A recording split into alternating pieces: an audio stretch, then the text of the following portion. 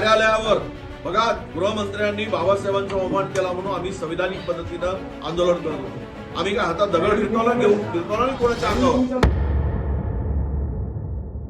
हे मिळून काम करण्याचं तंत्र समजायचं आम्ही, यालाच राज्याचा विकास समजायचा, यालाच मुख्यमंत्री ज्या पद्धतीचं आवाहन विरोधी पक्षाला करतायत ते समजायचं।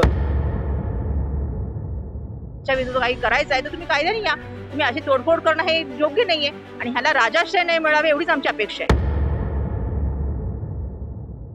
असतो की ते भाजपचे कार्यकर्ते नाहीत, भाजपनी पोचलेली गुंड आहे। एखाद्या कार्यालयावर बघा गृहमंत्र्यांनी बाबासाहेबांचा अवमान केला म्हणून आम्ही संविधानिक पद्धतीनं आंदोलन करत होतो। आम्ही काय हातात दगड फिरकवला नाही कोणाच्या अंगावर। आम्ही आपल्या शांततेच्या मार्गानं हे आंदोलन करत असताना त्याला प्रत्युत्तर म्हणून काँग्रेसच्या विरोधकांच्या कार्यालयावर दगडफेक होत असेल, खुर्च्या तोडल्या जात असतील आणि कोणाचा जीव घेण्याचा प्रयत्न होत असेल तरी किती गंभीर आहे।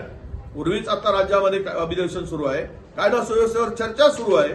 2 घटना अलीकडच्या सरकार आल्यानंतर झाले ते शर्मेनं मान खाली घालावी अशा पद्धतीच्या घटना झाल्या। परभणी आणि बीडची आमच्या दलितावर प्रचंड अन्याय अत्याचार केला, घरात घुसून मारलं परभणीमध्ये, कोमिक ऑपरेशनच्या नावाखाली जीव घेतला, संतोष देशमुख नावाच्या सरपंचाचा जीव घेतला बीड जिल्ह्यामध्ये। हे काय कमी आहे?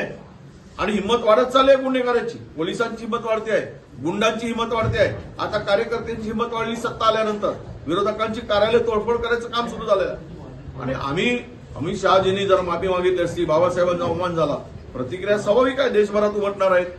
कारण बाबासाहेबांचा मानणारा, बाबासाहेबांवर प्रेम करणारा, बाबासाहेबांनी ज्यांनी आमच्यासारख्या अनेक हजारो बहुजनांना जगण्याचा आणि माणूस म्हणून जगण्याचा अधिकार दिला, तर आमच्या भावना जर दुखावल्या असल्या, आम्ही आंदोलन केलं असेल तर त्याला प्रत्युत्तर अशा पद्धतीनं द्यायचं। म्हणजे काय गुन्हेगिरी करायची, कार्यालयात तोडफोड करायची, हे संविधान मान्याची प्रवृत्ती आहे का?